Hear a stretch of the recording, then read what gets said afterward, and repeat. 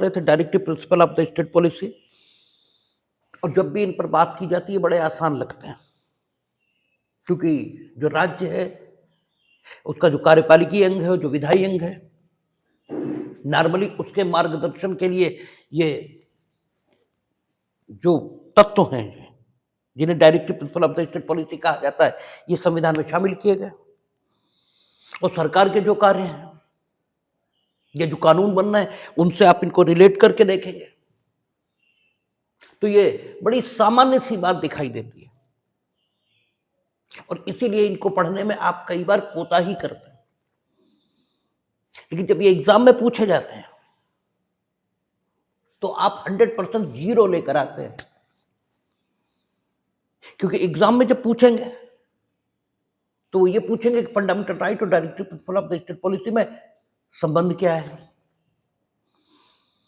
फिर वो ये पूछेंगे कि जो शिक्षा का अधिकार वो ले आए,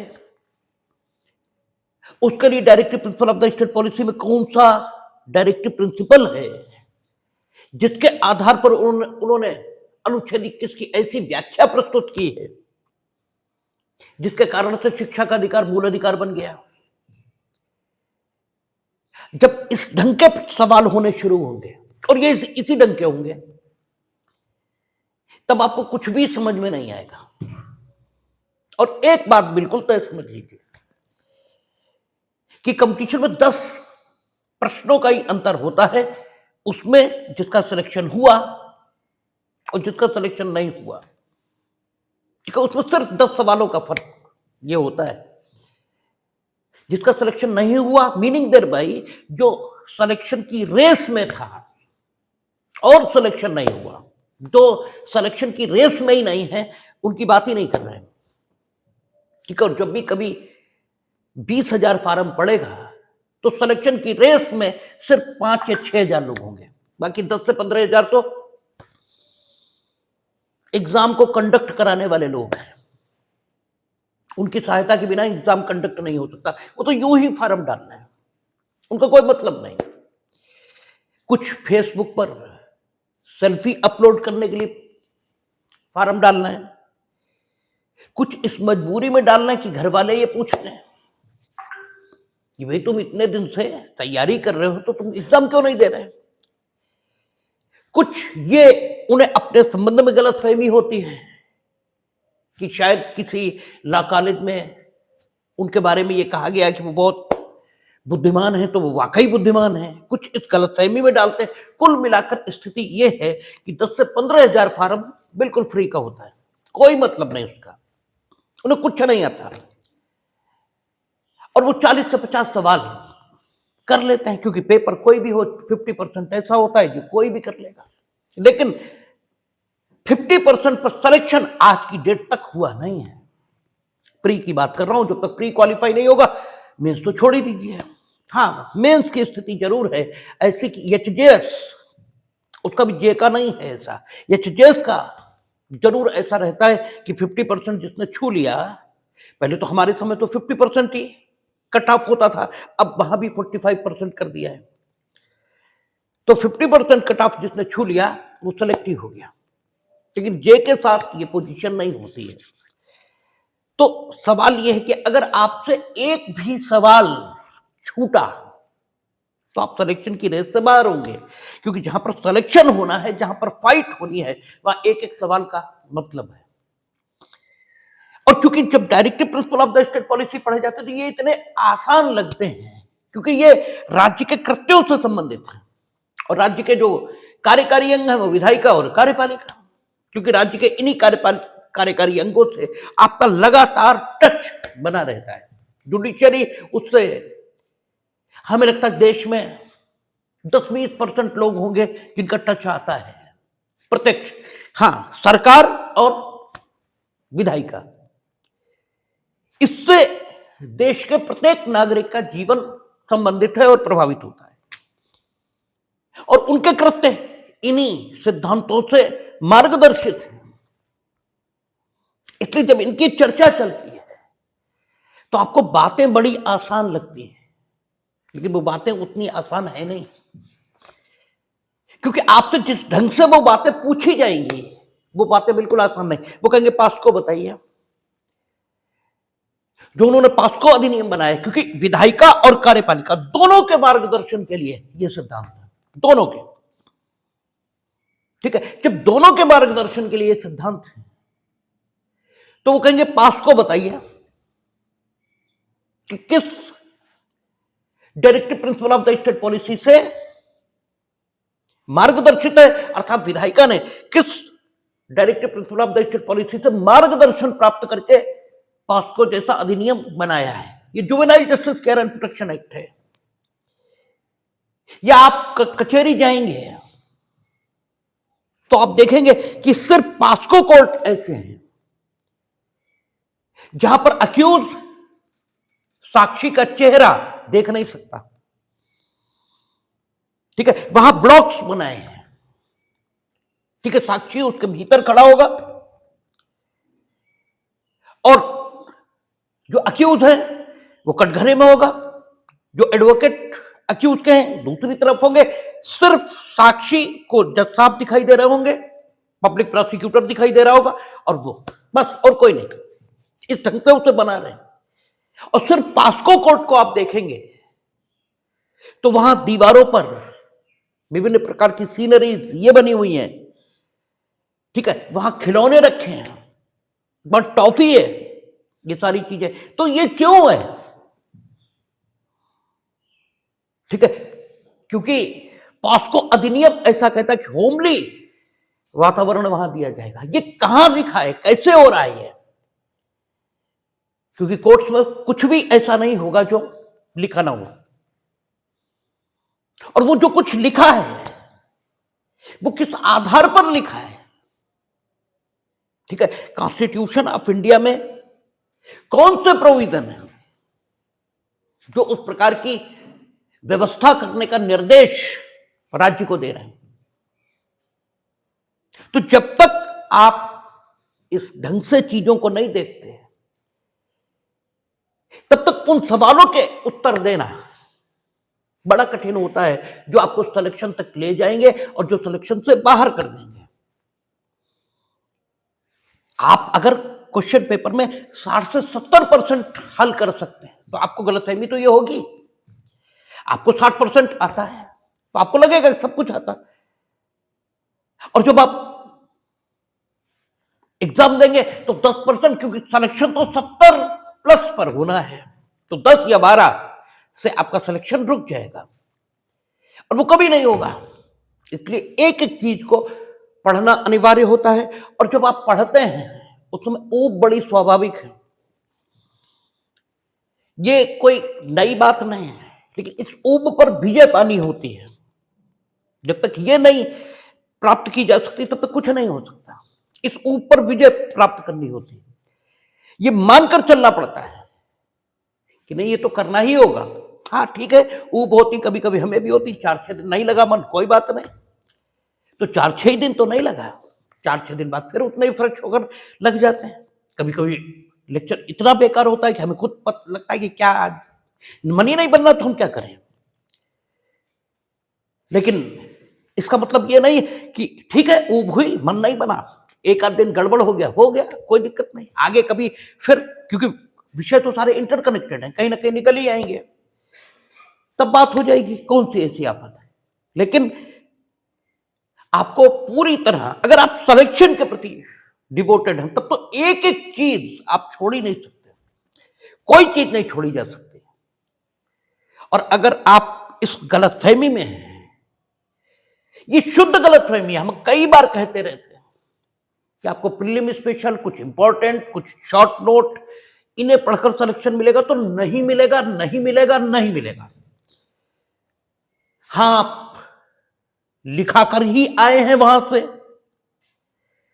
कि होगा आपका सिलेक्शन, तब तो फिर उदाहरण ऐसे भी हैं कि सिर्फ 5 ही पढ़े, वही 5 आ गए और सेलेक्ट हो गए, वो बात ही अलग है।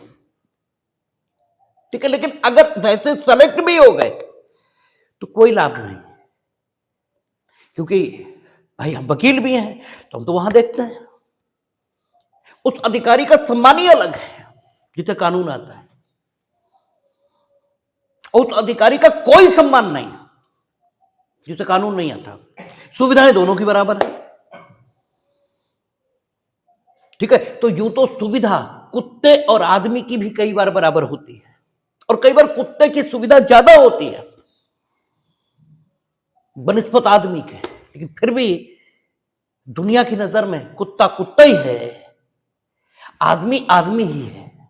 और अगर जानवरों में तुलना करें तो कई बार गाय सड़क पर घूमती मिलती है और कुत्ता गाड़ियों में घूमता मिलता है, लेकिन इसके बाद भी पहली रोटी उस घर में भी गाय को ही खिलाई जाती है जिस घर में कुत्ता गाड़ी पर घूम रहा है। इसलिए गाय गाय है, कुत्ता कुत्ता है। सुविधाएं किसी के पास ज्यादा हो कम हो इससे कोई फर्क नहीं पड़ता, ज्ञान का अपना महत्व है, ठीक है, उसे नकारा ही नहीं जा सकता। इसलिए चीजों को ध्यान से देखना चाहिए, और हर चीज के लिए जो कुछ हो रहा है सबके लिए प्रोविजन मौजूद है, और सोचने की कोशिश करनी चाहिए कि what ever is going on, ठीक है, जो कुछ हो रहा है उसके लिए संविधान में कहां पर प्रावधान है। जैसे कल हो सकता कल परसों में हम बात करें एसआईआर पे, तो एसआईआर अगर हो रहा है तो इसका प्रोविजन कॉन्स्टिट्यूशन ऑफ इंडिया में होंगे डेफिनेटली, कहां पर हैं, और जहां पर भी होंगे उसका मूल आपको प्रियम्बल में दिखाई देगा, क्योंकि कॉन्स्टिट्यूशन ऑफ इंडिया में जो कुछ उस सबको बीज रूप में, ठीक है, प्रियम्बल में अभिव्यक्त किया गया है कि हम जो कुछ कहने जा रहे हैं वो इन आदर्शों को प्राप्त करने के लिए कहने जा रहे हैं। तो एसआईआर हमने आपसे कल भी हल्की चर्चा की थी कि राजनैतिक न्याय सबको प्राप्त हो, सामाजिक और आर्थिक न्याय प्रत्यक्ष रूप से, एसआईआर इससे संबंधित नहीं, हमने कहा है प्रत्यक्ष रूप से, हमने, ठीक है, इसका मतलब हम ये भी कह रहे हैं कि अप्रत्यक्ष रूप से तो सामाजिक और आर्थिक न्याय भी एसआईआर से संबंधित है। अप्रत्यक्ष रूप से तो विचार, अभिव्यक्ति, विश्वास, धर्म और उपासना की स्वतंत्रता ये भी प्रभावित हो जाएगी, ठीक है, एसआईआर से। और प्रतिष्ठा और अवसर की समता ये तो प्रत्यक्ष प्रभावित होगी, क्योंकि अगर एसआईआर नहीं हुआ, आखिर 80 लाख वोट हट रहा है। और अगर पॉलिटिकल पार्टीज जो आपको भ्रमित करती हैं उनकी बात को सुनना आप बंद करें, खुद अपने हिसाब से देखें, तो वही जो चुनाव आयोग कह रहा है, आखिर एक भी आदमी बिहार में 60 लाख वोट हटा दिया। 60 लाख, क्या हो सकता है ज्यादा ही हटाए हों, हमें फिगर, क्योंकि हम समाचार पढ़ देखते सुनते नहीं, इतने वोट हटा दिया। और इलेक्शन कमीशन यही तो कह रहा है कि हमने जो प्रक्रिया दी है सही वोटर का वोट काट देने की स्थिति में चुनौती देने की, तो एक भी क्यों नहीं निकल रहा, एक तो आए। हमने 60 लाख काटे, 60 लाख में 60 लाख हमारे जैसे आक्रमण नहीं हो सकते कि कट गया तो चलो, हालांकि हम इस मामले में कतई आक्रमण नहीं, लेकिन हम अपना उदाहरण दे रहे हैं, ठीक है, 60 लाख के 60 लाख इस मामले में आक्रमण नहीं, ठीक है, लेकिन चलो आखिर कोई तो होगा, कोई तो आए जो कहे हम जीवित हैं, मेरा ये सब सारे पेपर्स हैं, हमने जमा किए थे और मेरा वोट काट दिया। कोई तो आए, सिर्फ मुंह बजाने से तो नहीं हो जाएगा कि सब गलत है। इसका मतलब उन 60 लाख वोटर से ये सरकारें चुनी गई, ठीक है ना, चाहे वो भाजपा की हो या गैर शासित भाजपा दलों की हो। तो ये राजनीतिक न्याय कहां है, कहां है ये राजनीतिक न्याय, ठीक है। और वे सरकारें, ठीक है, नागरिकों के लिए, क्योंकि वोट अगर आपने दिया है तो नागरिकता संबंधी, मतलब नागरिकता का सबूत नहीं है वोट, ये सही है, नागरिकता का सबूत नहीं है वोट, लेकिन जिसके पास वोट है वो नागरिक है ऐसा तो माना जाएगा। सारे नागरिक इनके पास वोट है ये मानने में दिक्कत है, क्योंकि सारे नागरिक, अरे भाई हम कह रहे कि वोट बनवाओ, तुम बनवा ही नहीं रहे, तो हम क्या करें फिर। हालांकि हमें आप तक अप्रोच करनी चाहिए, आदर्श स्थिति यही है, लेकिन हो सकता है हम अप्रोच ना कर पाए। आखिर हम अप्रोच, यानी इलेक्शन कमीशन अप्रोच तो सरकारी कर्मचारी के माध्यम से ही करेगा, और सरकारी कर्मचारी कितना कर्तव्यनिष्ठ होता है, ठीक है, इसका उदाहरण, इसकी चर्चा करने की जरूरत ही नहीं। वो तो काम किए बिना, जब नौकरी आदमी ज्वाइन करता है तो सबसे पहले उसकी इच्छा क्या है, सरकारी नौकरी लग जाए। फिर उसकी इच्छा क्या है, हमारे घर के पास में ऑफिस आ जाए। फिर उसकी इच्छा क्या है कि हमारे घर के पास में ऑफिस आने के बाद हमें कभी ऑफिस न जाना पड़े। फिर उसकी इच्छा क्या है कि हमसे कोई कुछ कहे भी ना। फिर उसकी इच्छा क्या है कि अमेरिका, दुनिया का जितना बजट है सब उसे वेतन में मिल जाए। ये सरकारी कर्मचारी की इच्छा है। तो इलेक्शन कमीशन संपर्क तो उसी से करेगा, तो कितना कर्तव्यनिष्ठ है। तो हो सकता है सारे नागरिक वोट का अधिकार न भी रखते हो, यद्यपि उन्हें रखना चाहिए, लेकिन जिसके पास वोट का अधिकार है, ठीक है, वो नागरिक है, इतना तो तय हो जाता है। प्राइमा फेसी या तो इन्वेस्टिगेट करें हम और पाए कि नहीं। इन्वेस्टिगेट ही तो हो रहा है एसआईआर में कि भाई वोट है लेकिन तुम नागरिक नहीं हो, इसलिए नहीं रहेगा, ठीक है। या तो इन्वेस्टिगेट किया जाए, हर समय इन्वेस्टिगेट हो नहीं सकता। तो अवसर जो भारत के नागरिकों को मिलना चाहिए, वो जाने किसे मिल रहा है, ठीक है। ठीक है, ह्यूमैनिटेरियन ग्राउंड पे अगर आपके साथ, आपके देश में कुछ गलत हुआ तो हम शरणार्थी के तौर पर आपको शरण दे सकते हैं, लेकिन शरणार्थी हमारे देश के पॉलिटिकल प्रोसेस में भाग थोड़ी लेगा। हमारे देश का पॉलिटिकल प्रोसेस तो हमारे लिए है,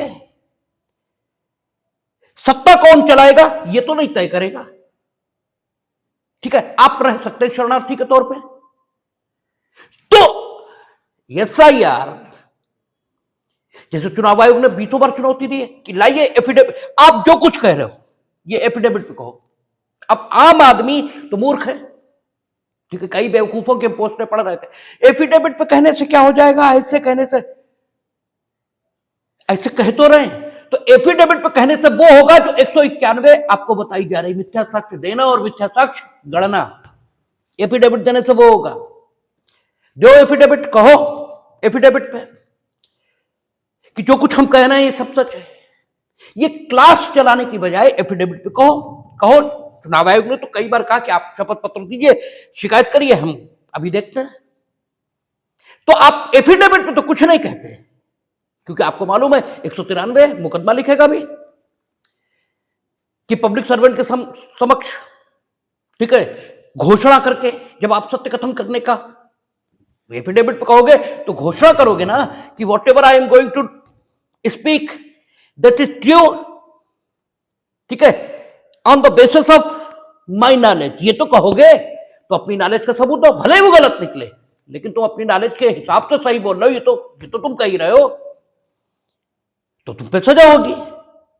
तो एफिडेविट पे कुछ नहीं कहेंगे, ठीक है। जैसे अरविंद केजरीवाल जब उत्तर प्रदेश के मुख्यमंत्री, दिल्ली के मुख्यमंत्री थे, तो विधानसभा का सत्र बुलाकर दूसरों की मानहानि ये करना, ये उनका शगल था, विधानसभा का सत्र बुलाकर, क्योंकि उसकी रिपोर्टिंग तो होगी अखबारों में, ठीक है, और जनता ये समझेगी कि देखो ये कितने बहादुर हैं, इन्होंने ये कहा और फलाने ने कुछ नहीं किया, इसका मतलब इनकी बात सच है। और जबकि आपको जो प्रिविलेजेस पढ़ाए गए विधायिका के, तो ये बताया गया कि विधायिका के अंदर कोई कुछ कहे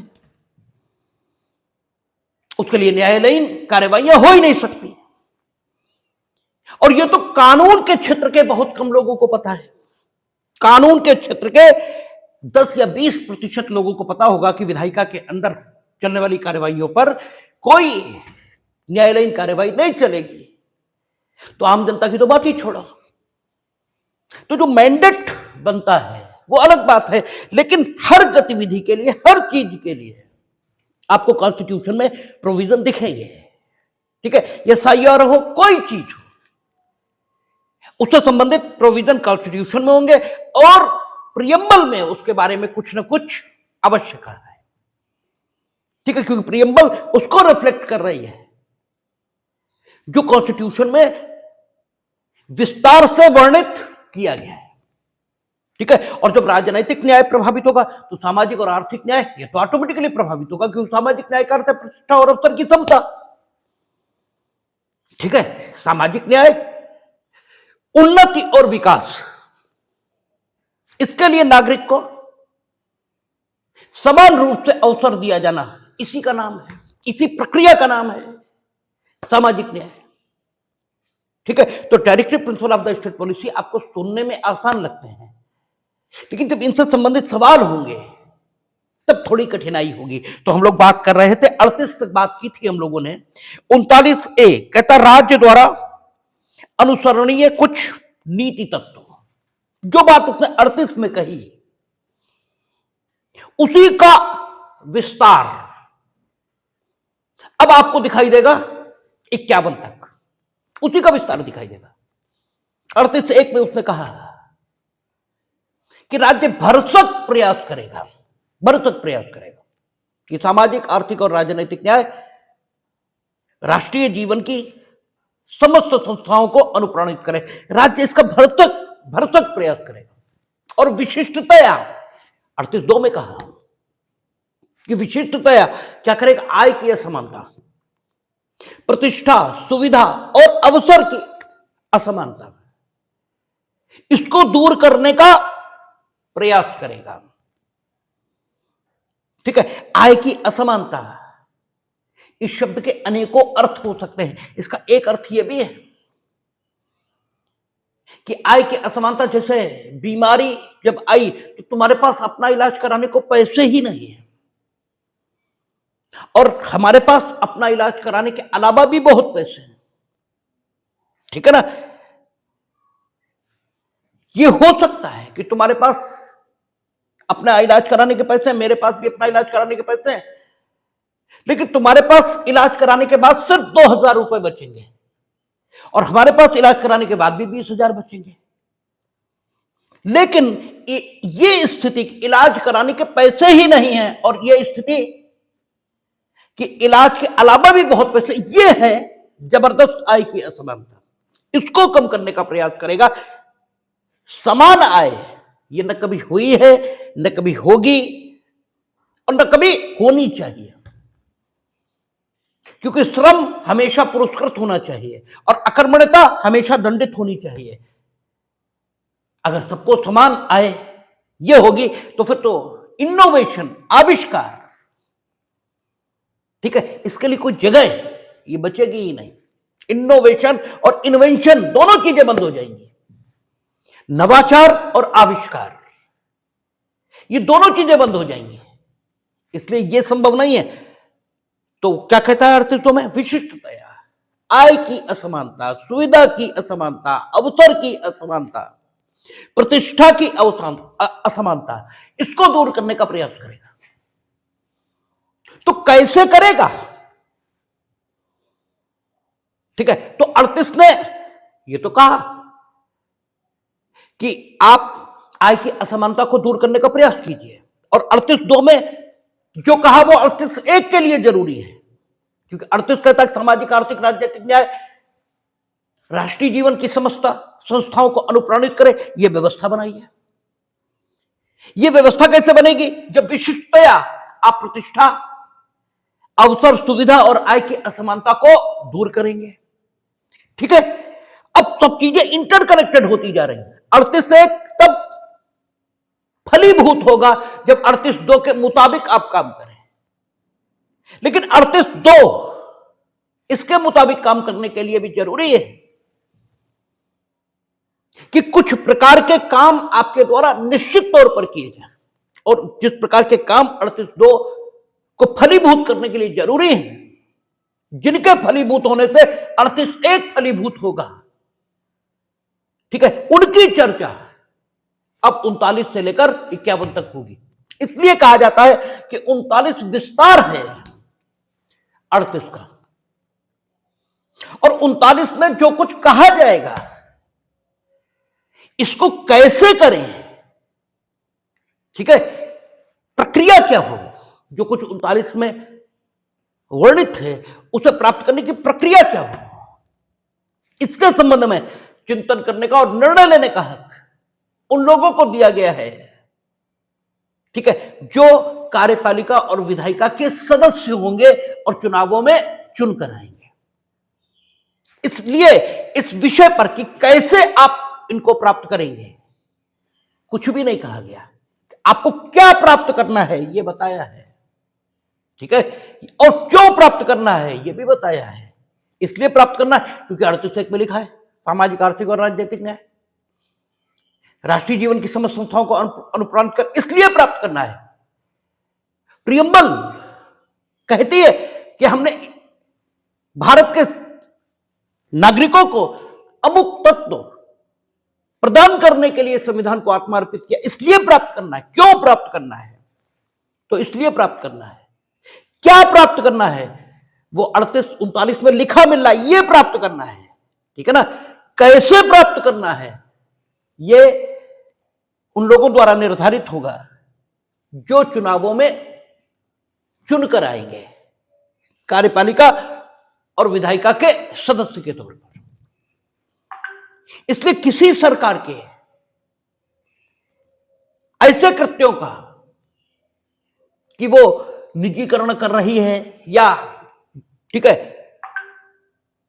पब्लिक इंटरप्राइजेस को बढ़ावा दे रही है, आप ये कहकर आलोचना नहीं कर सकते कि वो अवैधानिक कर रही है, ठीक है ना। आप ये कहिए कि मेरे विचार से ये ठीक नहीं, आप अपने विचार से कहने को, क्योंकि वो अपनी पॉलिसीज एंड प्रोग्राम्स के प्रति जनता से समर्थन लेकर आया है और क्या करना है ये संविधान उसे बता रहा है। जो कुछ करना है वो कैसे करना है इस विषय पर निर्णय लेने का हक उसे जनता ने दिया है। इसलिए उसके कृत्यों को अवैधानिक तो नहीं कहा जा सकता। आप ये कह सकते हैं कि मेरे विचार से ये ठीक नहीं है, ठीक है। तो 38 से मार्गदर्शित व्यवस्था ये कैसे निर्मित हो, ठीक है। इसलिए 39, 40, 41 में बताया गया कि आप क्या करें कि 38 से मार्गदर्शित व्यवस्था निर्मित हो जाए। तो 39 में वो कह रहा है राज्य द्वारा अनुसरणीय कुछ नीति तत्व, ये राज्य के द्वारा अनुसरण किए जाने योग्य,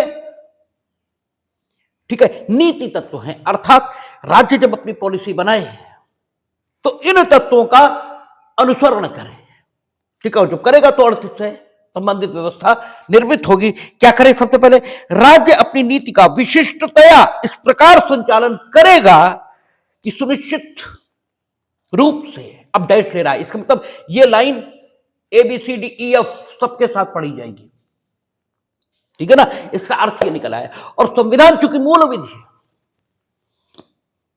इसलिए उसके एक एक शब्द का आदर ये सबको करना होगा। इसलिए और मैंडेटरी टर्म्स उसने इस्तेमाल किए हैं। आज्ञापक शब्दों का प्रयोग यहां हुआ है। आज्ञापक शब्दों में उसने कहा है कि राज्य अपनी नीति का विशिष्टतया इस प्रकार संचालन करेगा। स्पेसिफिकली मीनिंग देयर बाय, विशिष्टतया शब्द के उपयोग के साथ संविधान ने यह निर्देश दिया कि राज्य स्पेशल चिंता करे। जब यह कहा जाता कि आप ये करेंगे और इन पर्टिकुलरली या स्पेसिफिकली आप यही करेंगे, इसका मतलब जो कुछ स्पेसिफिकली करने का निर्देश आपको मिला है उसे ज्यादा चिंतापूर्वक करेंगे, उसे करने में कोई कोताही ये बर्दाश्त नहीं होगी। इन विशिष्टतया शब्दों के उपयोग का ऐसा मतलब होता है। इसीलिए उसने कहा कि विशिष्टतया राज्य सामाजिक, आर्थिक और राजनीतिक न्याय सुनिश्चित करने के लिए भरसक प्रयास करेगा, यानी सब प्रकार के प्रयास करेगा 38 के मुताबिक। लेकिन स्पेसिफिकली ये तो करेंगे ही करेंगे आप, without it that can not be achieved, which is described by the framers under Article 38 subsection 1. That is why they have said under Article 38 subsection 2 that you must do it specifically. And the same style they have adopted in narrating, ठीक है, the Article 39, ठीक है। वहां भी वो कह रहे हैं कि विशिष्टतया अपनी नीति का संचालन इस प्रकार करेगा कि सुनिश्चित रूप से क्या हो? सबसे पहला, पुरुष और स्त्री सभी नागरिकों को समान रूप से जीविका के पर्याप्त साधन प्राप्त करने का अधिकार हो। राज्य, ठीक है, इस प्रकार का सिस्टम डेवलप करेगा जिसमें पुरुष और स्त्री सभी नागरिकों को, ठीक है, क्योंकि डिवीजन मोटे तौर पर पुरुष और स्त्री इसी रूप में किया जाता है, ठीक है ना। तो कहता पुरुष और स्त्री सभी नागरिकों को। हालांकि ठीक है, अब बात यह भी आने लगी है कि थर्ड जेंडर के लोगों की बात भी होनी चाहिए। तो थर्ड जेंडर के लिए सुप्रीम कोर्ट से डिसाइडेड है कि थर्ड जेंडर के लोग या तो अगर पुरुष का जीवन जी रहे होंगे या स्त्री का जीवन जी रहे होंगे, ठीक है, क्योंकि पूर्णता न वे पुरुष है ना स्त्री है, ठीक है, तो उनका जो नाम हो, पुरुषोचित नाम है या स्त्रियोचित नाम है, उसी हिसाब से उन्हें पुरुष और स्त्री के रूप में मान लिया जाएगा, ठीक है ना। तो और वैसे भी अगर कह रहा पुरुष और स्त्री सभी नागरिकों को, तो सभी नागरिकों में तो सारे नागरिक आ ही गए, ठीक है। यह भी माना जा सकता है निर्वचन के नाते कि पुरुष और स्त्री एक मोटा डिवीजन किया गया, बाकी बात सारे नागरिकों की गई है। तो कहता पुरुष और स्त्री सभी नागरिकों को समान रूप से जीविका के पर्याप्त साधन प्राप्त करने का अधिकार हो। इसका मतलब यह हुआ कि अवसर की समता, ठीक है, रोजगार का अवसर, ये अवसर का एक प्रकार है। दिक्कत यह है कि आपने इसे अवसर का एकमात्र प्रकार यह समझ लिया है। सबसे बड़ी दिक्कत यह है, जैसे विकास इसका एकमात्र मॉडल आपने आर्थिक विकास को मान लिया है। आप ये मानते हैं कि जो आर्थिक रूप से विकसित है वही विकसित है। हालांकि आप ऐसा नहीं मानते कि जो आर्थिक रूप से विकसित नहीं है वो अविकसित है, ये नहीं मानते हैं आप। लेकिन ये आपके मन में बैठा है कि जो आर्थिक रूप से विकसित है वही विकसित है, ठीक है। आपने कायिक विकास, आर्थिक विकास, सिर्फ इसी को विकास के रूप में जाना है। कायिक विकास यानी बच्चे से आप बड़े हो गए, बड़े से आप, ठीक है, जो भी कायिक विकास और इसे, इसके अलावा आपने विकास, अगर आर्थिक विकास ही विकास का एकमात्र लक्षण है तो फिर कबीर तो अविकसित है, ठीक है, सूरदास तो अविकसित है, ठीक है, तुलसी तो अविकसित है, देश के प्रख्यात लेखक, चिंतक, विचारक, ठीक है, ये तो सब अविकसित की श्रेणी में आ गए। लेकिन सबसे बड़ा नुकसान भारत का जो हम देखते हैं वो यही देखते हैं कि आज की तिथि पर नौकरी इतनी बड़ी चीज हो गई, आर्थिक विकास इतनी बड़ी चीज हो गई कि उसने सारी चीजों को खत्म कर दिया, ठीक है, सारी चीजें खत्म हो गई, कोई मूल्य नहीं बचा, ठीक है। मूल्य नहीं बचा इसका अर्थ यह नहीं है कि उनमें मूल्य है नहीं, आपकी निगाह में नहीं बचा, वो अलग बात है। तो यहां कह रहा है कि पुरुष और स्त्री सभी नागरिकों को क्या हो, समान रूप से जीविका के पर्याप्त साधन, ठीक है, प्राप्त करने का अधिकार हो, ठीक है, जीविका के समस्त समान साधन प्राप्त करने का अधिकार हो, यानी अवसर की समता। जो अवसर की समता का एक प्रकार है उसे उपलब्ध कराने का प्रयास हो रहा है कि राज्य स्पेसिफिकली यह प्रयास करेगा कि जीविका के साधन, ठीक है, क्योंकि कहा यह भी जाता है excellence is based on the existence, ठीक है। जब अस्तित्व ही नहीं होगा, कुशलता अस्तित्व पर निर्भर है, ठीक है, सबसे पहले तो अस्तित्व हो ना। आप स्किल की बात, एक्सीलेंस की बात ये तो तभी करेंगे जब एग्जिस्टेंस, अस्तित्व ये सुरक्षित हो जाए, जब तक एग्जिस्टेंस ये सुरक्षित नहीं है, आप एक्सीलेंस की बात कर ही कैसे सकते हैं? इसलिए जीविका, इसे प्राप्त करने का हक सबको होना चाहिए, ठीक है। और चूंकि नागरिक या क्रिएशन मोटे तौर पर ईश्वर ने दो ही प्रजातियों में किया है, पुरुष और स्त्री, इसलिए किसी को बड़ा या किसी को छोटा नहीं माना जा सकता। तो ईश्वर ने अपने को अर्धनारीश्वर स्वरूप में ही प्रकट किया है, हिंदू मेथोडोलॉजी अगर देखेंगे तो, ठीक है। तो बराबर का अवसर ये मिलना चाहिए जीविका प्राप्त करने का। अब देखिए, स्टेट पर एक पॉजिटिव ऑब्लिगेशन नहीं रखा, ठीक है, कि स्टेट प्राप्त कराएगा, ये नहीं कहा उसने ये कहा कि पुरुष और स्त्री नागरिकों को समान रूप से जीविका के पर्याप्त साधन प्राप्त करने का अधिकार हो।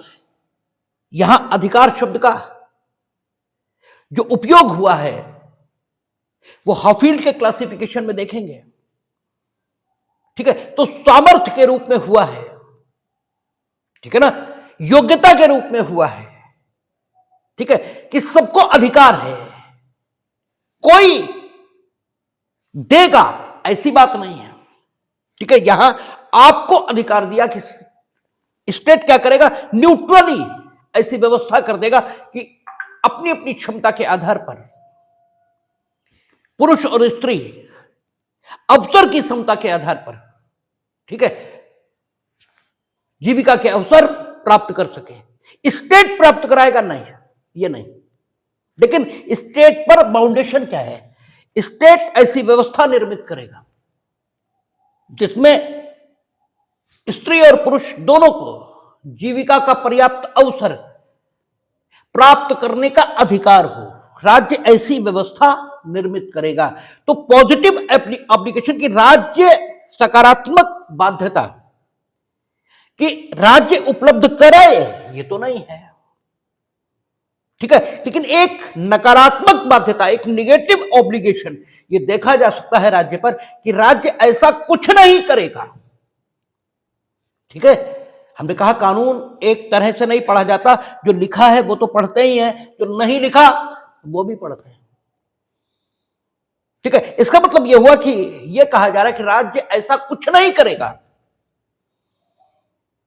ठीक है, जो पुरुष और स्त्रियों सहित सभी नागरिकों की जीविका के पर्याप्त साधन प्राप्त करने के अधिकार में बाधा उत्पन्न करे, ठीक है। इसका मतलब यह भी आ गया, यह बात नकारात्मक शब्दों में जरूर आ रही है, लेकिन जो दायित्व उत्पन्न कर रही है वो सकारात्मक ही है प्रकृति से, कि राज्य उपलब्ध कराएगा। इसी बात को नकारात्मक शब्दों में कहा जा रहा है, ठीक है। और इसी बात को उन्होंने पकड़ा है Olga Tellis versus Union of India, ठीक है। आपको मालूम है Olga Tellis versus Union of India अनुच्छेद 21 जब हम लोग पढ़ रहे थे, यह कहा कि प्राण की स्वतंत्रता, इसमें जीविका प्राप्त करने का अधिकार शामिल है। यह जीविका प्राप्त करने का अधिकार आया कहां से? 39A, यहीं से आया 39A। इसके निर्वचन के आधार पर हमने कहा था कि वो सीमा निर्धारित करते हैं, फंडामेंटल राइट्स सीमा निर्धारित करते हैं न्यूनतम और अधिकतम अधिकार की, ठीक है। और जो directive principle of the state policy है, ठीक है, वो उसको बताता है जो उन दोनों सीमाओं के भीतर, जो मूल अधिकार द्वारा निर्धारित की जाएगी, उन दोनों सीमाओं के भीतर नागरिकों को प्राप्त कराने के लिए राज्य कर्तव्यबद्ध होगा, ठीक है ना। तो 39A कहता है कि आप समान अवसर देंगे। ओल्गा टेलिस में बंबई नगर महापालिका, ठीक है, तो स्थानीय प्राधिकारी मानी जाएगी, और स्थानीय प्राधिकारी माने जाने के कारण से अनुच्छेद 12 और अनुच्छेद 36 दोनों के लिए राज्य हो जाएगी। उसने अतिक्रमण हटाया था, ठीक है। और जो रोड पटरी पर बैठकर सामान बेचने वाले दुकानदार थे उनको वहां से डिस्प्लेस किया था। तो ओल्गा टेलिस जो पत्रकार थी वो अनुच्छेद 32 के अंतर्गत सुप्रीम कोर्ट गई थी और वहां लोकल स्टैंडाई नहीं है, इसलिए उनकी ओर से वो पिटीशन इंटरटेन हुई थी। और उसमें कोर्ट ने कहा था कि जब अनुच्छेद 21 को 39A के साथ पढ़ा जाएगा, क्योंकि दोनों राज्य के ऊपर कुछ कर्तव्य रखते हैं, तो जब हम 39A के साथ पढ़ेंगे तो जीवन का, प्राण की स्वतंत्रता यानी जीवन का अधिकार, ये बिना जीविका के नहीं हो सकता। और जीविका आप ठीक है उपलब्ध कराएंगे, ये तो नहीं कहा 39A में, लेकिन जीविका प्राप्त करने में किसी प्रकार की बाधा उत्पन्न नहीं करेंगे, ये जरूर कहा है। ठीक है, अब जीविका प्राप्त करने में किसी प्रकार की बाधा उत्पन्न आप नहीं करेंगे, इसकी सीमा क्या हो सकती है? इसकी सीमा फिर अनुच्छेद 21 में है कि अगर करेंगे, अगर जरूरत होगी तो करेंगे, बाधा उत्पन्न करेंगे आपकी जीविका प्राप्त करने के अधिकार में, किंतु विधि द्वारा स्थापित प्रक्रिया से। ठीक है ना? और विधि कैसी होगी? जस्ट, फेयर और रीजनेबल। ठीक है। और अनुच्छेद 19 का अगर आप बोलेंगे कि भारत के नागरिकों को कोई भी वृत्ति, जीविका, व्यापार अपनाने की का अधिकार है, तो उस पर भी युक्ति संगत निर्बंधन लगाने का हक राज्य को है। तो 19, 21 और 39 से जब इनको एक साथ पढ़ेंगे, ठीक है, पुरुष और नागरिक जीविका प्राप्त करने के लिए कुछ भी नहीं कर सकते। आप ये नहीं करेंगे कि हम जेब काटेंगे इनकी और इनके यहां से सामान, और कत्ल करने का व्यवसाय और वैश्यावृत्ति और जुआ, ये नहीं कर सकते। ठीक है, जीविका प्राप्त करने के लिए, लेकिन ये नहीं कर सकते, कहेगा कौन? विधि। ठीक है, विधि द्वारा स्थापित प्रक्रिया से आप इस पर युक्ति संगत निर्बंधन ये स्थापित कर सकते हैं। ये 19, 21, 39A इसका सम्मिलित समादेश, ठीक है, एक कम्युनिटिव मैंडेट ये उभरता है। और इसलिए उन्होंने ओल्गा टेलिस में कहा कि राज्य के ऊपर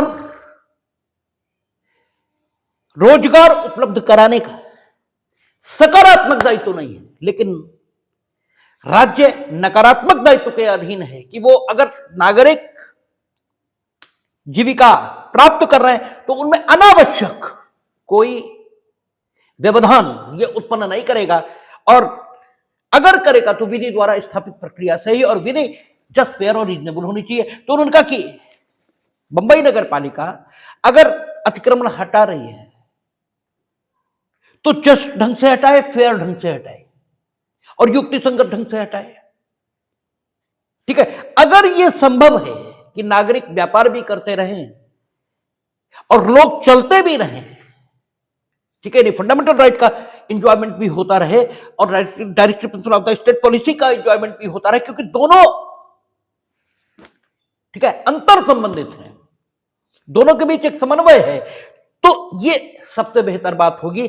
और जिस प्रकार आपके शरीर में हाथ से थप्पड़ भी मारते हैं, हाथ से काम भी करते हैं, ठीक है, हाथ का या आंख का या नाक का केवल एक उपयोग नहीं है आपके शरीर में, आंख से बात भी कर लेते हैं, ठीक है, और आंख से देख भी लेते हैं, ठीक है, आंख से भावाभिव्यक्ति ये भी हो जाती है। ठीक है, तो जिस प्रकार आपके शरीर में किसी भी अंग का एक उपयोग नहीं है, ऐसे ही उन्होंने कहा कि राज्य के जो संसाधन है इनका भी कोई एक उपयोग हो, ये कहां ठीक है। अगर सड़क इस पर बेचा भी जा सकता है और चला भी जा सकता है तो दोनों उपयोग हो। ठीक है, रोड पटरी पर सामान बेचने वाले लोग एक जगह पर खड़े होकर कुछ नहीं बेचेंगे, क्योंकि उससे आने जाने में अतिक्रमण होता है, बाधा पड़ती है। चलते चलते वो बेच भी सकते हैं और लोग भी चलते रहे। तो आप देखेंगे 39A नरेगा, ठीक है, नरेगा राष्ट्रीय ग्रामीण रोजगार गारंटी योजना, उसमें भ्रष्टाचार कितना है वो एक अलग बात है, वो तो आपका परिणाम है। ठीक है, आपसे मेरा मतलब जो कार्यपालिका विधायिका में बैठे लोग हैं से लेकर आप तक सब। लेकिन सैद्धांतिक तौर पर नरेगा को, जिसमें कहा था 100 दिन गांवों में रोजगार की गारंटी रहेगी, वो 39A का ही क्रियान्वयन था। ठीक है, क्योंकि राज्य ये सुनिश्चित करेगा, ठीक है, कि उन्हें समान अवसर प्राप्त हो। ठीक है, और चूंकि पॉजिटिव डायरेक्शन नहीं, इसलिए आप ये नहीं कह सकते कि 365 दिन रोजगार हमें मिलना चाहिए, ये नहीं कहा जा सकता। ठीक है ना। तो एक ऐसा Madhu Kishwar versus Union of India में भी मुकदमा हुआ है। मधु किश्वर में यह कहा कि अगर आदिवासी क्षेत्रों में किसी पुरुष कृषक की मौत हो जाती है, पुरुष भूमिधर की, ठीक है, और भूमिधरी उत्तराधिकार के आधार पर किसी अन्य को जानी है, तो उस पुरुष भूमिधर की जो महिला आश्रित थी, वे तब तक भरण पोषण का अधिकार उस भूमि में रखेंगी, ठीक है, जब तक उनकी मृत्यु नहीं हो जाती। उनकी मृत्यु, हां, संक्रमणीय अधिकार नहीं है उनके पास, हटा नहीं सकती, लेकिन भरण पोषण प्राप्त करने का अधिकार होगा। उनकी मृत्यु के उपरांत ही भूमि संबंधित उत्तराधिकारी को जाएगी।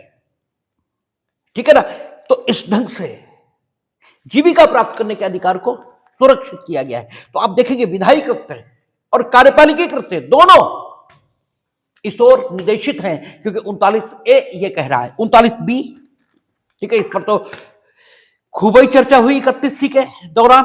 तो 39B क्या कहता है?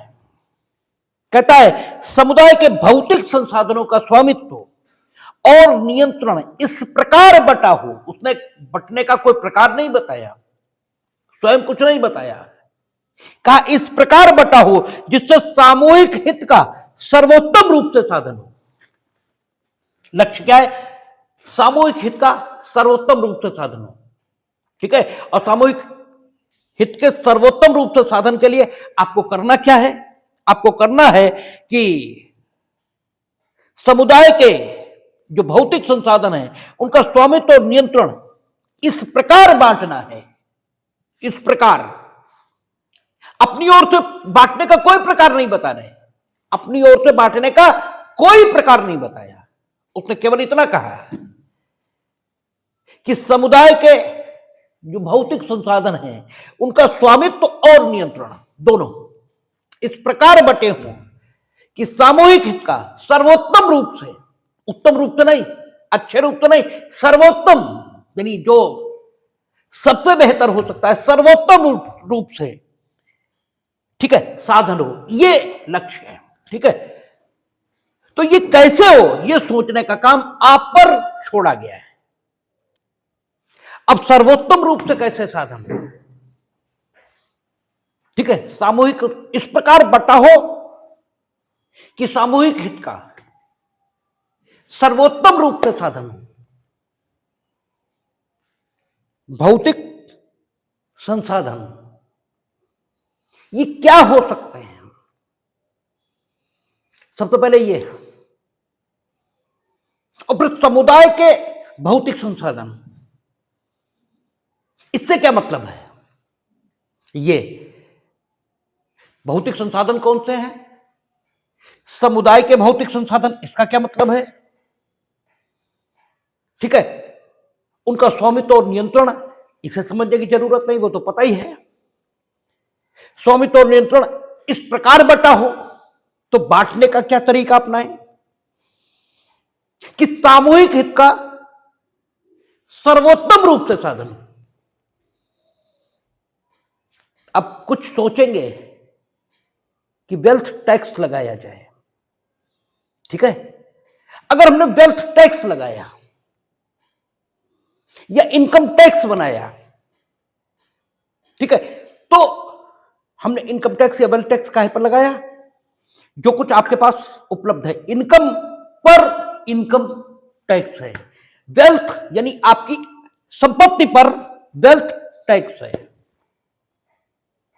ठीक है, लेकिन क्या करना है? सामूहिक हित का सर्वोत्तम रूप से साधन हो, सामूहिक हित का, जिसमें जिसकी वेल्थ है, जिसकी इनकम है, उसका हित भी शामिल है, सामूहिक हित का, न कि गरीब वर्ग का। केवल हिंदुस्तान में सबसे बड़ी दिक्कत यही है कि शब्द को शब्द की तरह नहीं समझ रहे हैं, क्योंकि कॉन्स्टिट्यूशन जिनसे समझना चाहिए उन्हें खुद नहीं समझ में आ रहा। कॉन्स्टिट्यूशन समझा रहे हैं पॉलिटिकल पार्टी के लोग, जिनकी नजर में सिर्फ वोट है, ठीक है, और वो हर कुछ गलत ढंग से प्रस्तुत कर रहे हैं। और रही सही कसर, जो सज धज कर एंकर आ रहे हैं टीवी के, वो पूरी किए दे रहे हैं, रही सही कसर उनसे पूरी हो रही। उसने सामूहिक हित का सर्वोत्तम रूप से साधन हो, तो सामूहिक हित में जिसकी है उसका भी साधन शामिल है, और जिसकी नहीं है उसका भी शामिल है, ठीक है। समुदाय का हित सबसे पहले यह तय करें कि अब व्यक्ति की संपत्ति और व्यक्ति की आय ये समुदाय की मानी जा सकती है। तो कोर्ट ने, हम लोगों ने पढ़ा है, संजीव कोक मैन्युफैक्चरिंग लिमिटेड, ठीक है, वर्सेस भारत कोल लिमिटेड, ठीक है, ये पढ़ा है। इसमें कहा है, ठीक है, ये तो कह दिया 1900 वही केशवानंद भारती के आसपास ही कहा है, केशवानंद भारती और मिनर्वा मिल इसके बीच में कहा है, ये तो वहीं कह दिया 70-80 के दशक में।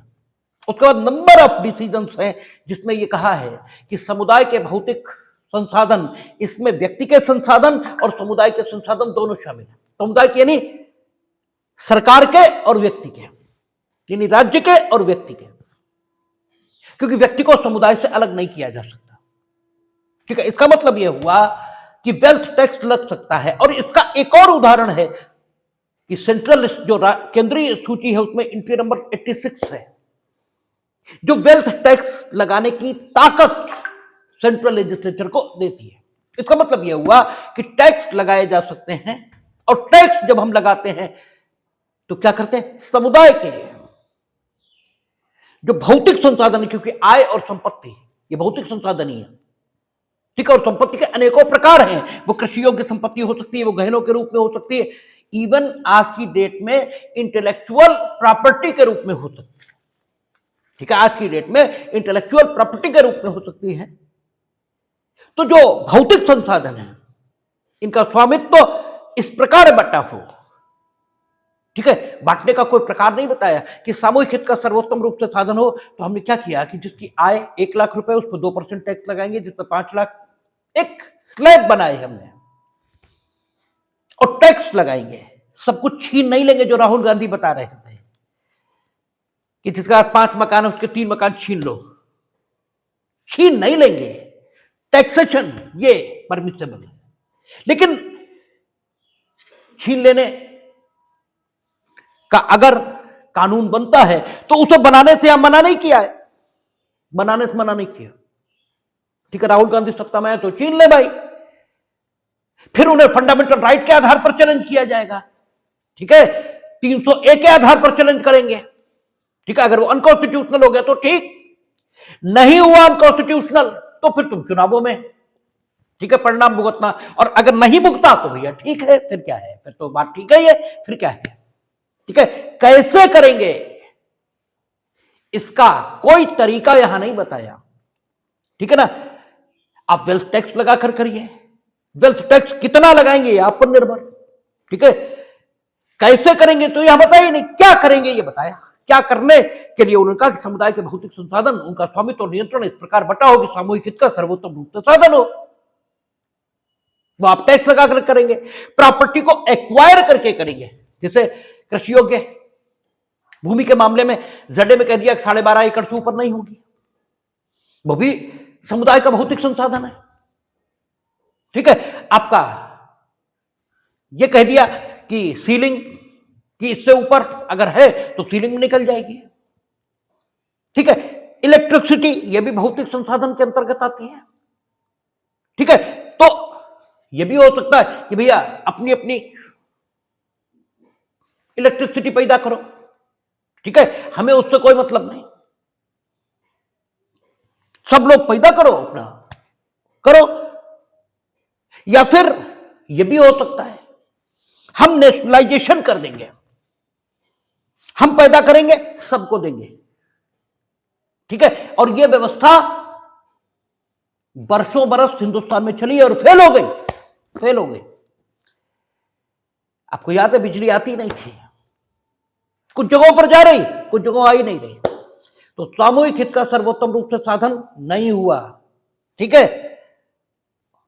हालांकि आपने ये माना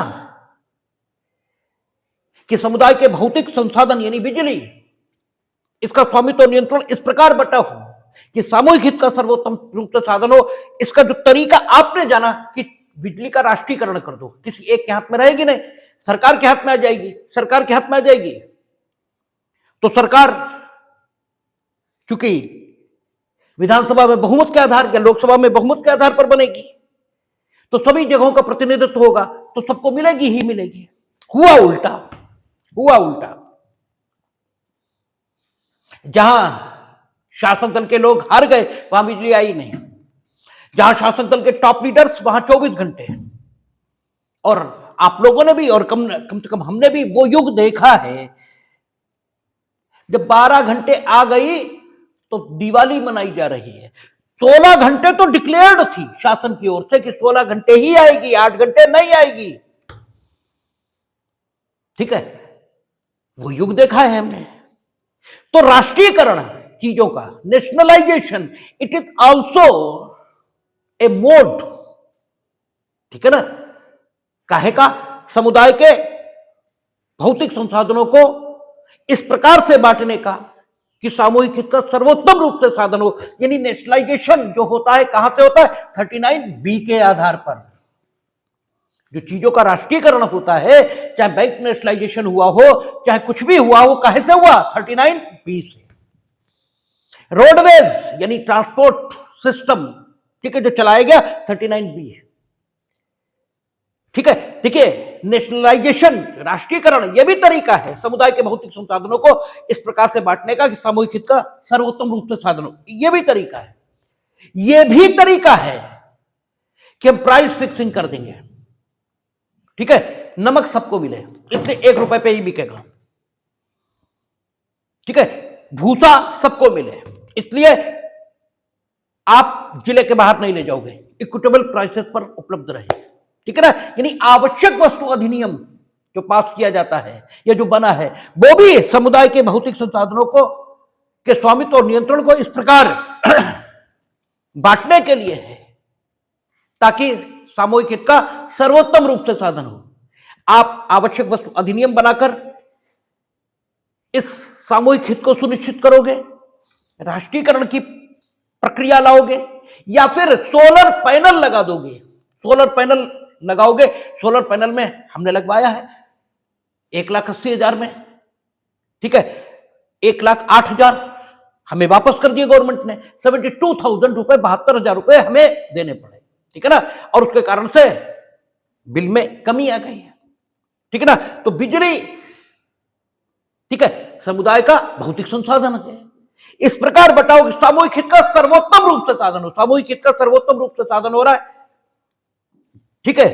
कि अब जब अधिकांश लोग, ठीक है, क्योंकि ये जो उत्पादित करेगा ग्रिड को जाएगा, ठीक है, तो जब ग्रिड को जाएगा मेरी आवश्यकता से अधिक जब उत्पादित होगा और हमारी आवश्यकता भर का पैदा होगा तो बिजली का बिल रिड्यूस हो जाएगा, तो हमें भी फायदा, ग्रिड को पहुंच रही तो गरीब को भी फायदा, और हो सकता है आगे गवर्नमेंट और पॉलिसी ले आए कि गरीब का हम लगा देंगे, ठीक है ना।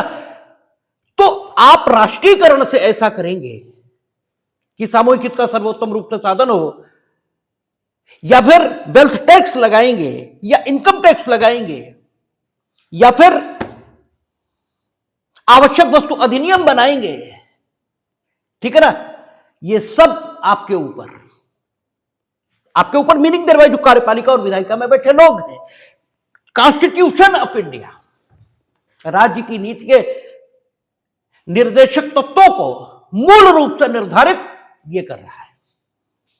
और यहां चूंकि प्रतिष्ठा और अवसर की समता की बात हो रही है, ठीक है, समुदाय के भौतिक संसाधन के स्वामित्व और नियंत्रण को इस प्रकार बांटने की बात हो रही है कि सामूहिक हित का सर्वोत्तम रूप से साधन हो। इसलिए आपसे प्री में यह पूछा जाता है कि सोशलिज्म जो कॉन्स्टिट्यूशनल सोशलिज्म है, समाजवादी पार्टी का सोशलिज्म नहीं, ठीक है, यानी political thought as a political thought socialism नहीं, जो कॉन्स्टिट्यूशनल सोशलिज्म है उसका स्रोत कहां है? तो उसका स्रोत 39B और C में है,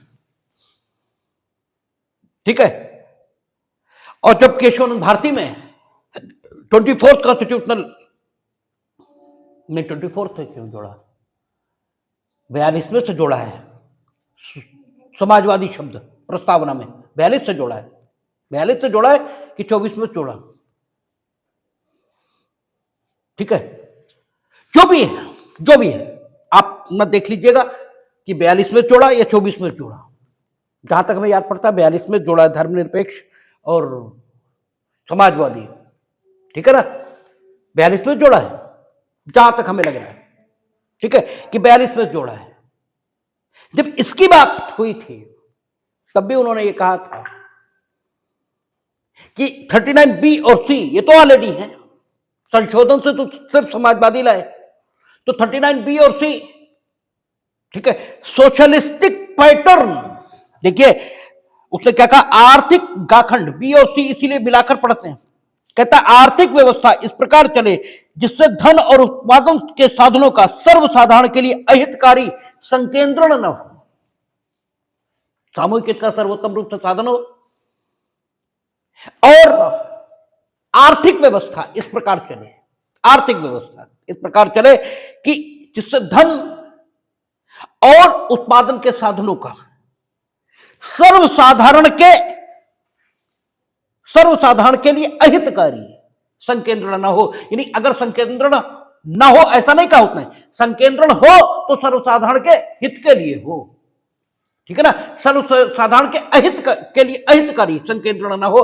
तो ये सोशलिस्टिक पैटर्न हुआ, यानी संविधान समाजवादी व्यवस्था जो राजनैतिक विचारधारा के रूप में समझी जाती है उसे लागू करने का निर्देश नहीं दे रहा, वो सोशलिस्टिक पैटर्न को डेवलप करने की बात कर रहा है, ठीक है। एक हुआ आपको धार्मिक ढंग का जीवन जीना चाहिए, ठीक है, आपको धार्मिक ढंग का जीवन जीना चाहिए। एक है आपको धार्मिक जीवन जीना चाहिए। अगर वैचारिक गूढ़ता इसमें प्रवेश किए बिना इनके सामान्य अर्थों को समझा जाए तो धार्मिक ढंग का जीवन, इसका जो सामान्य जनमानस अर्थ लेता है वो ये, आपको सच बोलना चाहिए, ईमानदार रहना चाहिए, दूसरों पर दया करनी चाहिए, ठीक है, ये धार्मिक जीवन जीना चाहिए। इसका अर्थ सामान्य जन ऐसे लेता है, आपको पूजा करनी चाहिए, आपको ध्यान करना चाहिए, आदि आदि। हालांकि जो आध्यात्मिक अर्थ है वो धार्मिक ढंग का और धार्मिक जीवन एक ही है, ठीक है, क्योंकि ये ईश्वरीय गुण है, जिसमें ये गुण है वो तो ईश्वर है ही, उसमें क्या बात है, ठीक है। और ये घोषणा सिर्फ रावण की नहीं है कि अहम ब्रह्मास्मि, ये घोषणा कबीर की भी है। कबीर क्या कह रहे हैं? कबीर कह रहे हैं जब हरि था तब मैं नहीं, अब मैं है वो, सॉरी, जब मैं था तब हरि नहीं, अब हरि है मैं ना है, यानी अब मेरे अंदर सिर्फ हरि है, हम नहीं है। तो कह क्या रहे हैं? यही तो कह रहे हैं हम ब्रह्मास्मि, यही तो कह रहे हैं, और क्या कह रहे हैं? तो ये घोषणा सिर्फ रावण की थोड़ा ही है, ये घोषणा कबीर की भी है, लेकिन वो अहंकार की घोषणा है और ये तथ्य की जानकारी की घोषणा है, ठीक है ना। ये सिर्फ वो तथ्य की घोषणा कर रहा है और रावण अहंकार का प्रदर्शन कर रहा है, ठीक है ना। ये दोनों में फर्क है। तो कहता है सोशलिस्टिक पैटर्न होगा, कहता उत्पादन के साधनों का आर्थिक व्यवस्था इस प्रकार चले, आर्थिक व्यवस्था इस प्रकार चले। ये नहीं कह रहा वो कि आर्थिक व्यवस्था इस प्रकार चलाने के लिए दूसरों की संपत्ति लूट कर गरीबों में बांट दोगे, ये नहीं कह रहा।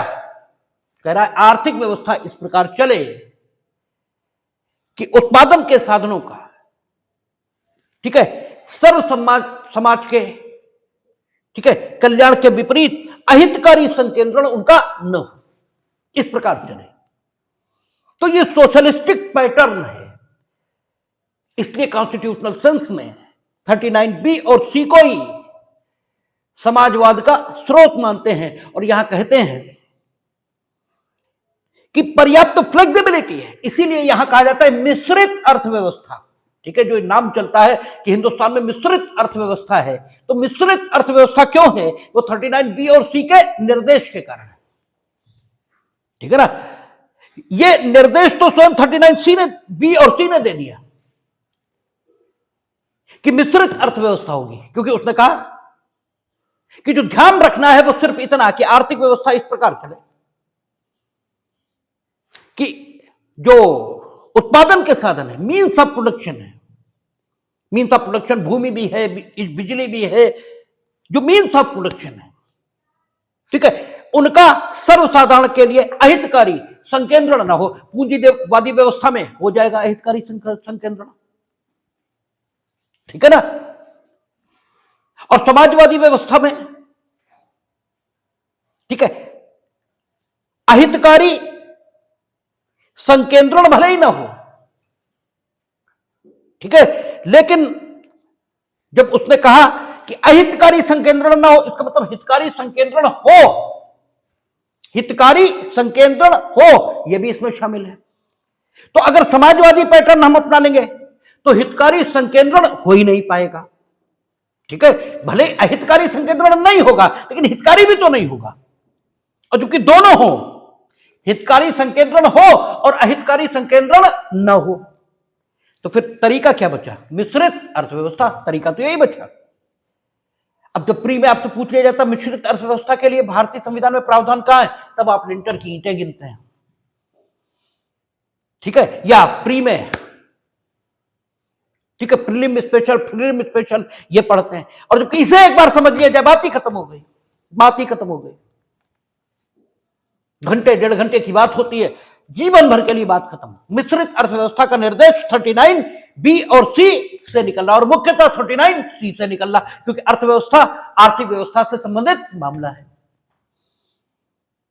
ठीक है। तो आप समुदाय के भौतिक संसाधन के स्वामित्व और नियंत्रण को बांटने के लिए, ठीक है, इस प्रकार कि सामूहिक हित का सर्वोत्तम रूप से साधन हो, कानून बनाएंगे, एग्जीक्यूटिव एक्शन लेंगे, टैक्स लगाएंगे। क्या करेंगे आप पर?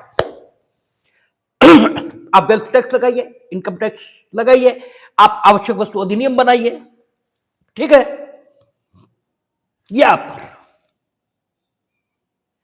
या फिर आर्थिक व्यवस्था को इस प्रकार चलाने के लिए सामूहिक हित का, ठीक है, कि उत्पादन के साधनों का सर्वसाधारण के हित के विरुद्ध अहितकारी संकेंद्रण ना हो, इसके लिए कानून बनाएंगे, एग्जीक्यूटिव कोई प्लान लाएंगे, ये आप पर। लेकिन जो कुछ लाएंगे वो संविधान की सीमा में, ठीक है, और संविधान की सीमा के अंदर रहते हुए आप जो करना चाहें तो करें, ये यहां निर्देश निकल रहा है। इसलिए 39B और C समाजवाद के कॉन्स्टिट्यूशनल समाजवाद, वो बिल्कुल अलग है। समाजवादी पार्टी का समाजवाद बिल्कुल अलग है, ठीक है। कॉन्स्टिट्यूशनल सोशलिज्म और मिश्रित अर्थव्यवस्था, इसे स्थापित करने का निर्देश ये 39B और C दे रहा है। कई मुकदमे आप पढ़ेंगे, जैसे क्या हुआ, रेस क्लब का अधिग्रहण कर लिया, रेस क्लब के लोग गए, सरकार ने तर्क दिया, ठीक है, मद्रास में रेस क्लब का अधिग्रहण किया। सर अब ये होते क्यों अधिग्रहण? मालूम पड़ा मुख्यमंत्री के बेटे गए वहां, रेस क्लब के लोगों ने पर्याप्त सम्मान नहीं दिया, उन्हें उठाया, अधिग्रहण कर लिया। ये होता रहता है। और 39C का तर्क दिया गया, B और C का, कि सब कुछ लोगों का कब्जा रेस क्लब पे है, इसलिए सभी लोगों के लिए खुल जाए, हमने इसका अधिग्रहण कर लिया। तो कोर्ट ने पूछा, पहले तो आप ये बता दें कि समुदाय के भौतिक संसाधन के रूप में रेस क्लब को माना जा सकता है? भाई रेस क्लब तो मनोरंजन का साधन है, ये समुदाय का भौतिक संसाधन कब से हो गया? ठीक है, और वहां लिखा है उत्पादन के साधन, तो रेस क्लब से कौन सा उत्पादन होता है ये बताइए? ठीक है, तो ये तो दोनों ही बातें नहीं है। अब आ जाइए कि संपत्ति का अधिग्रहण, तो फिर क्या कंपनसेशन दिया? अब तो फिर बात आ जाएगी 300A पे। अब 39B और C की तो बात बची नहीं, अब तो मसला आ गया। अब आ जाइए 300A पे, ठीक है, और अधिग्रहण को उठा करके इनवॉयलेट किया, क्योंकि वो उत्पादन के साधन से संबंधित नहीं है। आप देखेंगे जो पेटेंट का कानून बना, कॉपीराइट का बना, वो ये कहता है कि अगर आपने कुछ नया खोजा तो 20-25 साल आप उससे लाभ लीजिए। चाहे पेटेंट में 25 साल है, कॉपीराइट में 50 साल है, ऐसे है। यानी जो रचयिता होगा या जो उसके उत्तराधिकारी होंगे, जो इन्वेंटर होगा या जो उसके सक्सेसर होंगे, वो उस इन्वेंशन से 25 से 50 साल लाभ ले सकेंगे। क्योंकि अगर वो नहीं देंगे तो कोई नवाचार इन्वेंशन करेगा ही क्यों भाई? ठीक है, फिर सामूहिक हित का सर्वोत्तम रूप से साधन हो, इसके लिए फिर वो राज्य की संपत्ति बन जाएगा और सब लोग उसका लाभ ले सकेंगे, ताकि सामूहिक हित का सर्वोत्तम रूप से साधन हो। सामूहिक हित का सर्वोत्तम रूप से साधन ही, सामूहिक हित में सब शामिल है ना, इन्वेंटर भी तो शामिल है, तो 25-50 साल उसे, शेष उसको। तो सोशलिज्म, इसका आधार 39B और C है। शेष चर्चा हम लोग करेंगे आगे, देखेंगे।